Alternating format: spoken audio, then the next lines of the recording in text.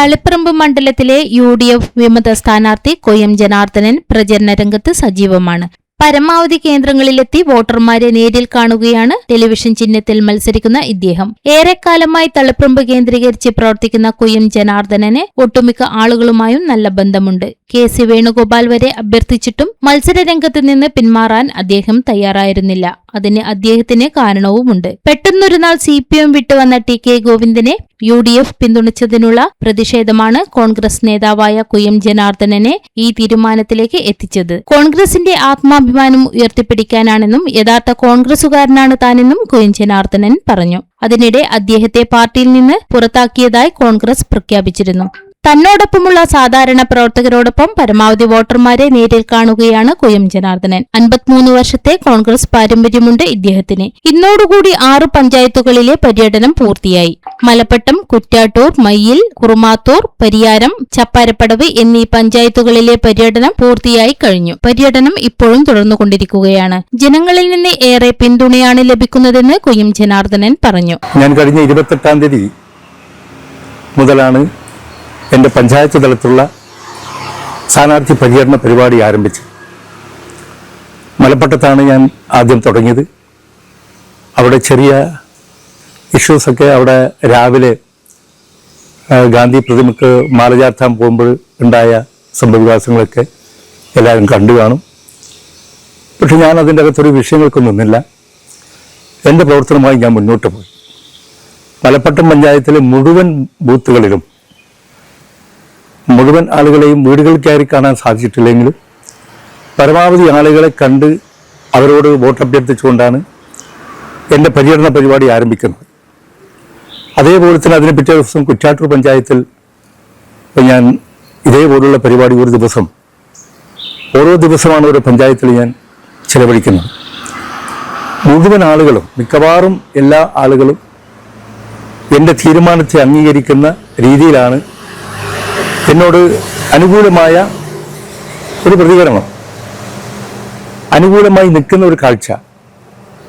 എന്നോട് അവർ പറയുന്നത്, നിങ്ങൾ എടുത്തൊരു തീരുമാനം, ആ തീരുമാനത്തിൻ്റെ കൂടെ ഞങ്ങളുണ്ട്. ഒരാളും എടുക്കാതെ, ഒരു രാഷ്ട്രീയ പാർട്ടിയുടെ നേതാവും എടുക്കാതെ തീരുമാനമാണ് നിങ്ങൾ എടുത്തത്.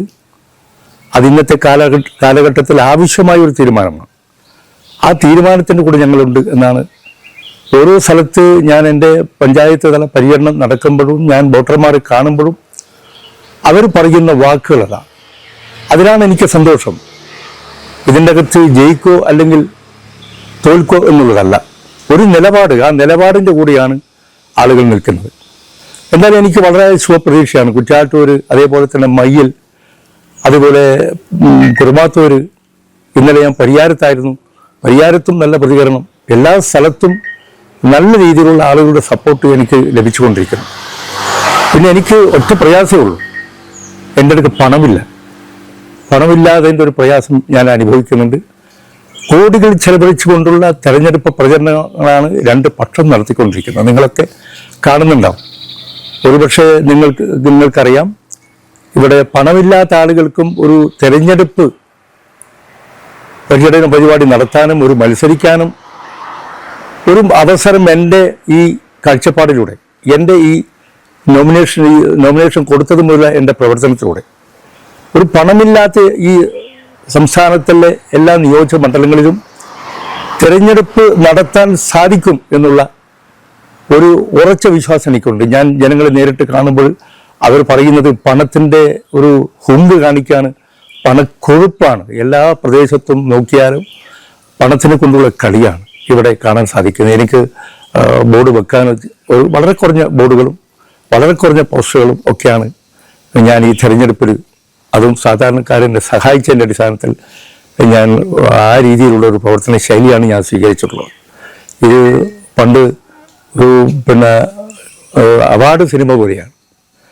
അവാർഡ് സിനിമക്ക് ഒരു 4-5 ലക്ഷം മുടക്കിയാൽ അതിന് അവാർഡ് കിട്ടും. പക്ഷേ കോടികൾ ചെലവഴിക്കുന്ന 50 കോടിയും 100 കോടിയും ചെലവഴിക്കുന്ന സിനിമകളും നമുക്ക് കാണാൻ സാധിക്കും. പക്ഷേ അതിൻ്റെ അന്തസ്സുള്ള, അല്ലെങ്കിൽ അതിൻ്റെ പ്രാധാന്യമുള്ള ഒരു കണ്ടൻസ്, ഇതിൻ്റെ അകത്ത് വളരെ പ്രാധാന്യമുള്ള ഒരു പഴയ നമ്മുടെ അവാർഡ് സിനിമ കൂടിയാണ് എൻ്റെ ഈ പ്രവർത്തന ശൈലി. എനിക്ക് ജനങ്ങളുടെ അംഗീകാരം അതിൽ നിന്ന് കിട്ടും. ഒരു അവാർഡ് എനിക്ക് ഈ തളിപ്പറമ്പ് നിയോജകമണ്ഡലത്തിലെ വോട്ടർമാർ തരാൻ പോകുന്നു എന്ന് ഞാൻ പ്രതീക്ഷിക്കുകയാണ്. അവരുടെയൊക്കെ മനസ്സ്, അവരുടെയൊക്കെ താല്പര്യം, അവരുടെ വോട്ട് എനിക്കാണ്, എൻ്റെ ടെലിവിഷൻ ചിഹ്നത്തിലാണ് കിട്ടുക എന്നുള്ള ഉറച്ച വിശ്വാസത്തോടു കൂടിയാണ് ഞാൻ മുന്നോട്ട് പോകുന്നത്. ഈ 5-ാം തീയതി വരെ ഞാൻ എല്ലാ പഞ്ചായത്തിലും പര്യടന പരിപാടി നടത്തും. എല്ലാ വോട്ടർമാരെയും കാണും. ഞാൻ നടന്ന് ആണ് ഓരോ സ്ഥലത്ത് ചെന്ന് 4 ആൾ കൂടുന്ന സ്ഥലത്ത് ഇറങ്ങി അവരോട് കുശലം പറഞ്ഞ് അവരുടെ വോട്ട് അഭ്യർത്ഥിച്ച് അവരുടെ കൂട്ടത്തിലാണ് ഞാൻ അതെൻ്റെ ഒരു തെരഞ്ഞെടുപ്പ് പ്രചരണം നടത്തുകയാണ്. പൂർണ്ണ പിന്തുണ വോട്ടർമാരുടെ ഭാഗത്ത് നിന്ന് എനിക്കുണ്ട് എന്നുള്ളതാണ്. ഞാനൊരു വിജയ പ്രതീക്ഷയാണ് എനിക്കുള്ളത്. ഏതായാലും ഞാൻ അതിൻ്റെ അകത്തൊരു MLA ആയി വിജയിച്ചാൽ ഞാൻ സാധാരണക്കാരെ കൂടെ ഞാൻ ഉണ്ടാവും. അവർക്കറിയാം ഞാൻ സാധാരണക്കാരൻ്റെ ഇടയിലുള്ള ഒരാളാണ്. അവർക്ക് വേണ്ടിയാണ് ഞാൻ ഇതൊക്കെ ചെയ്യുന്നത്. വോട്ടർമാർ അഭ്യർത്ഥിച്ചിട്ടാണ് ഞാൻ ഒരു സ്ഥാനാർത്ഥിയായിട്ട് വരുന്നത്. എൻ്റെ മുകളിൽ വോട്ടർമാരാണ്. എന്നെ നിയന്ത്രിക്കാൻ ആരുമില്ല. എന്നെ ജനങ്ങൾ നിയന്ത്രിക്കുന്ന ഒരു സ്ഥാനാർത്ഥിയായിട്ടാണ് ഞാനിപ്പോൾ മത്സരിക്കുന്നത്. അത് ഞാൻ തിരഞ്ഞെടുക്കപ്പെട്ടാലും അതേപോലെയായിരിക്കും. വോട്ടർമാരും ജനങ്ങളും നിയന്ത്രിക്കുന്ന ഒരു MLA ഈ നാട്ടിലുണ്ടാവട്ടെ എന്നാണ് ഞാൻ ആഗ്രഹിക്കുന്നത്. അത് നാടിൻ്റെ ഭാവിക്ക് ഗുണകരമാകും എന്നുള്ള കാര്യത്തിൽ യാതൊരു സംശയമില്ല. എൻ്റെ തിരഞ്ഞെടുപ്പ് ചിഹ്നമായ ടെലിവിഷൻ അടയാളത്തിൽ നിങ്ങളുടെ വിലയേറിയ വോട്ടുകൾ രേഖപ്പെടുത്തി എന്നെ വിജയിപ്പിക്കണം എന്ന് മാത്രം അഭ്യർത്ഥിക്കുന്നു. എല്ലാവർക്കും എൻ്റെ നമസ്കാരം.